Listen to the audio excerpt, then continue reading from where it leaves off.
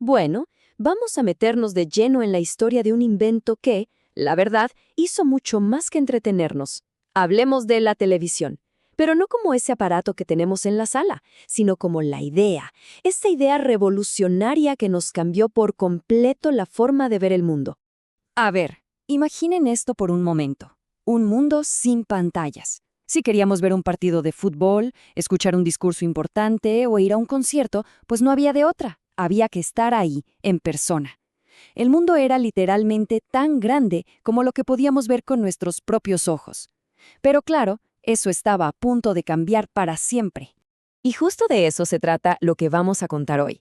Es el viaje de cómo pasamos de un artilugio mecánico que parecía casi un juguete a las pantallas de ultra alta definición que hoy son parte de nuestra vida. Es, en pocas palabras, la biografía de la imagen en movimiento. Y bueno, todo comenzó no con chips ni con electrones, sino con algo mucho más tangible: engranajes y agujeros. La primera idea de la televisión fue puramente mecánica. Una idea, la verdad, tan ingeniosa como limitada. La idea que tuvo Paul Nipkow era bastante simple, pero brillante. Imaginen un disco de cartón o de madera girando. A medida que giraba, cada agujerito en esa espiral captaba una pequeña franja de la imagen, una línea. Era como desarmar la realidad, línea por línea, para luego intentar volver a armarla en otro lugar. Una genialidad, sí, pero con el límite de la velocidad de una simple rueda. Y fue John Logie Baird quien, por allá en 1926, tomó esa idea y la hizo funcionar. Usando este sistema de discos, logró la primera transmisión de una imagen en movimiento. Ojo, era algo súper rústico. Parpadeada, apenas se distinguía la figura, pero, ¡wow! Por primera vez en la historia, el movimiento viajaba por el aire. Aunque el sistema mecánico de Baird era un callejón sin salida, su logro fue monumental. Él fue quien demostró al mundo que sí, que era posible enviar imágenes a través del éter. Básicamente, encendió la mecha que desató toda la carrera por el futuro de la televisión. Y aquí es donde la historia da un giro de 180 grados. El futuro no estaba en los discos giratorios, no, estaba en algo infinitamente más rápido, más elegante, los electrones. Y en este punto de la historia entra en escena un joven genio, un adolescente llamado Philo Farnsworth. Y es que un día, mientras estaba arando un campo, tuvo una revelación al ver las líneas perfectas que dejaba en la tierra, y pensó, ¿y si en lugar de un arado, un haz de luz pudiera arar una pantalla, línea por línea, pero a una velocidad casi instantánea, para formar una imagen? Y esa fue la clave de la revolución electrónica. Olvídense del disco mecánico, lento, con partes que se mueven. El tubo de rayos catódicos usaba un haz de electrones que se movía con campos magnéticos. Este haz iba literalmente pintando la imagen sobre una pantalla con fósforo, línea por línea, pero a una velocidad tan increíble que el ojo humano lo veía como una imagen completa y fluida. Cero partes móviles, solo electrones moviéndose a la velocidad de la luz. El resultado: imágenes mucho más claras, más estables y con un nivel de detalle que el sistema mecánico de Baird jamás podría haber soñado. Pero claro, tener una idea genial no siempre es suficiente. Farnsworth tuvo que pelear por ella, y nada menos que contra la corporación de comunicaciones más poderosa del mundo en ese momento.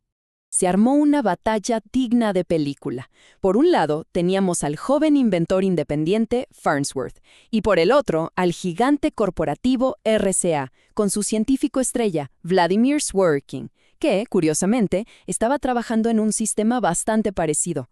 Fue una pelea legal durísima, que casi deja en la bancarrota a Farnsworth. Y contra todo pronóstico, Farnsworth ganó. La justicia reconoció que su patente era la original y su visión de una televisión totalmente electrónica se convirtió en el estándar mundial por más de 50 años. Ok, la tecnología ya estaba definida. Ahora venía la siguiente fase, la conquista social. Después, en la Segunda Guerra Mundial, la televisión no solo entró en las casas, se convirtió en el nuevo centro de la vida familiar y cambió para siempre nuestra rutina. Para que se den una idea de la explosión que estaba por venir, miren este número. En 1947, en todo Estados Unidos, había apenas unas 10,000 televisiones. O sea, era un lujo, una curiosidad para muy pocos. Ahora avancemos solo 6 años en el tiempo. Para 1953 ya había más de 20 millones. Fue sin duda uno de los crecimientos tecnológicos más rápidos de la historia. La televisión pasó de ser una novedad a ser un mueble indispensable en cada hogar. Pero claro, el mundo real no era en blanco y negro. El siguiente gran salto tenía que ser el color. Y aquí fue clave la contribución del inventor mexicano Guillermo González Camarena. En 1940 patentó un sistema tricromático secuencial de campos. Su innovación fue una pieza fundamental, un paso gigantesco en el camino hacia la televisión a color que conocemos, logrando que el mundo en la pantalla fuera tan vibrante como el de afuera. Y eso nos trae a la evolución física del aparato. Un viaje que va desde esas cajas enormes de madera, que eran casi un mueble, hasta las delgadísimas láminas de cristal que tenemos hoy. Por décadas, el tamaño del televisor estuvo limitado por ese enorme tubo de rayos catódicos que llevaba adentro. Pero con la llegada del plasma y el LCD en los 90, la caja como tal desapareció. De repente, podíamos colgar las pantallas en la pared como si fueran un cuadro. Y a partir de ahí, la carrera por más resolución y más conectividad, bueno, no se ha detenido. Pero, si me preguntan, el cambio más profundo no fue el físico, sino el de concepto. Con la transición a la señal digital y la llegada de Internet, la televisión dejó de ser un simple receptor de canales para convertirse en un portal interactivo conectado con todo el mundo. Y ese es el punto clave hoy en día. El concepto de televisión ya no está atado a un aparato. Está en el teléfono, en la tableta, en la computadora. El contenido nos sigue a donde vayamos. Y así como que cerramos el círculo. De esa imagen temblorosa generada por un simple disco de madera, hemos llegado a imperios de miles de millones de píxeles que nos dan imágenes súper nítidas. La evolución es sencillamente asombrosa.